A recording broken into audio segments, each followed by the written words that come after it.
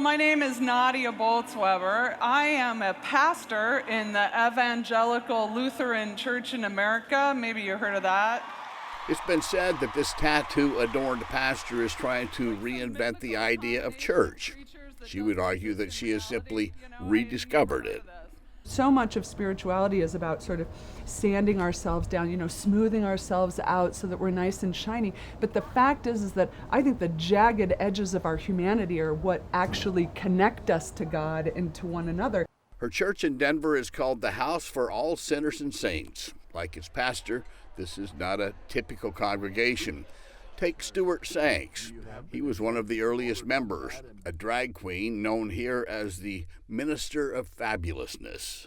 I don't have to check any piece of myself at the door. I can bring all of me, my wild socks and shoes and funny t-shirts and earrings and whatever. I can bring all that stuff with me. Just like people can bring their questions and their doubt and their unbelief. Stuart left his old church because he felt marginalized by the members. They want to be seen as accepting. So they're like, we'll love anyone who comes to us. But then someone who's magnificent like Stuart shows up and he's like, hey, I might want to help run the kids program. They're like, well, we can't allow that. Karina Duhadway had been active in church for most of her life until she felt like an outcast when she announced she was gay. And then she discovered the house. Finding this church was pretty, Fortuitous? I guess fortuitous. I was in a really kind of place where I was very despondent and was ready to leave the church. At first, Larissa Bronk, a working mom with 3 kids, felt very uncomfortable at the house. It blew me away. I had just never experienced anything like it. The mix of the kind of the recovery, truth-telling, honesty. I would look across the room and think, God is looking at me, and it changed me. The Lord be with you. And also with you. Nadia Bolz-Weber has given speeches all over the world, written 2 New York Times best-selling books. Her most recent is called Accidental Saints, Finding God in All the Wrong People. For thousands of fans, believers, the pastor has become a religious icon, but she says her parishioners are better Christians than she is. I do admit some fairly inelegant things about myself in my preaching and in my books, but for me, there's a purpose in it, and it's to sort of create a space around me that other people can step into to maybe safely consider that thing for themselves. My name's Badger. Bethany, Laurel. I'm Jim, and I am the church regardless of my sexuality. Approximately a third of her congregation of about 350 are in the LGBTQ community, but not all. The joke around the congregation is I'm the token straight white corporate guy.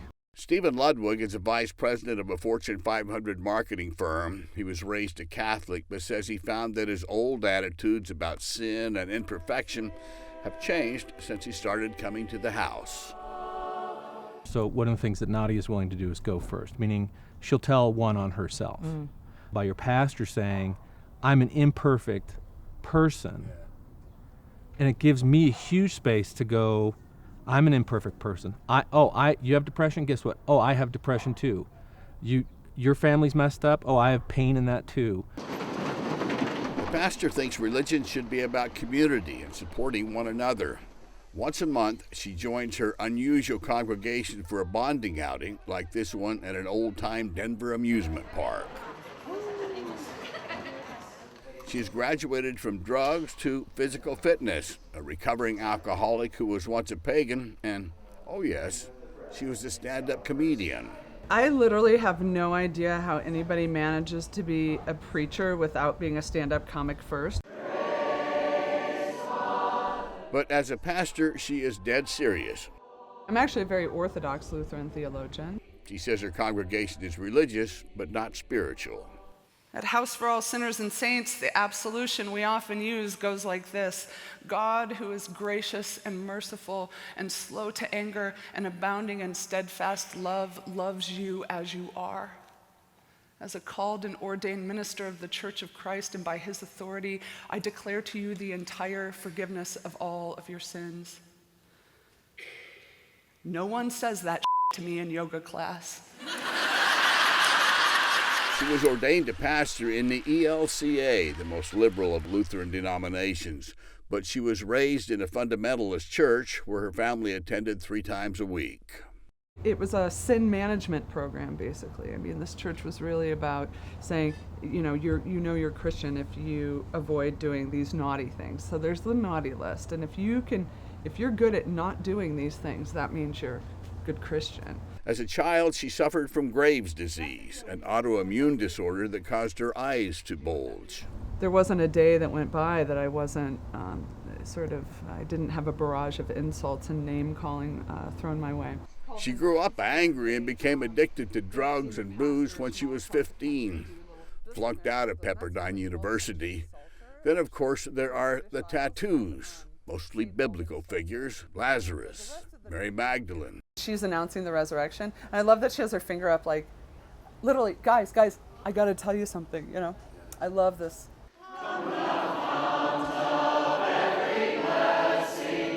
She's married with a daughter and son and very protective of their privacy, as she is her congregation, which is why there are so few pictures of an actual service at the house while we were there.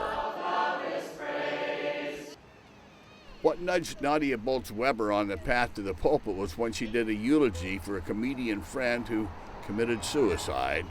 That was the beginning. She started a study group in her home, went to the Isle School of Theology. The rest, as they say, is history. She has admirers from across the religious spectrum, like Father Bob Hart with the St. Thomas Episcopal Church in Denver, where her congregation held its services until it found something bigger in a former synagogue. I've worshiped with them, and it's a really engaging and stimulating and interesting bunch of people. I'm sold on it. You get that sense that they want to worship together, but they probably wouldn't be in church on Sunday morning in a more conventional setting. My spirituality has definitely come from these encounters with people I would never choose out of a catalog, who change me on a regular basis.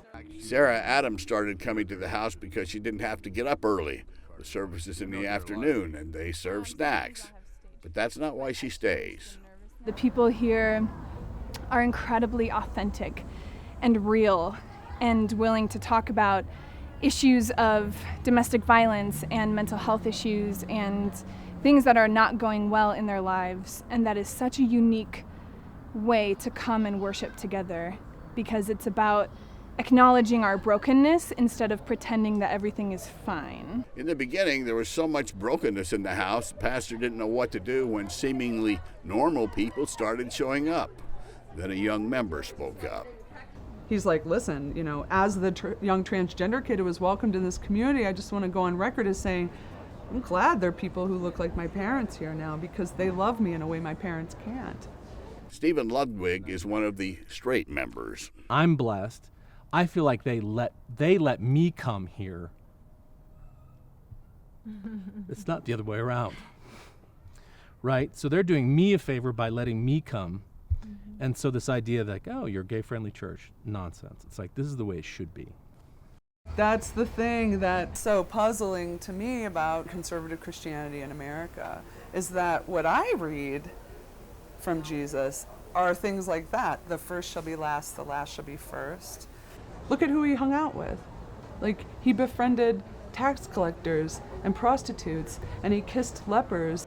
She is traveling Europe and the United States this fall, promoting her book and preaching that we are all both sinners and saints. For Religion and Ethics NewsWeekly, I'm Lucky Severson in Denver.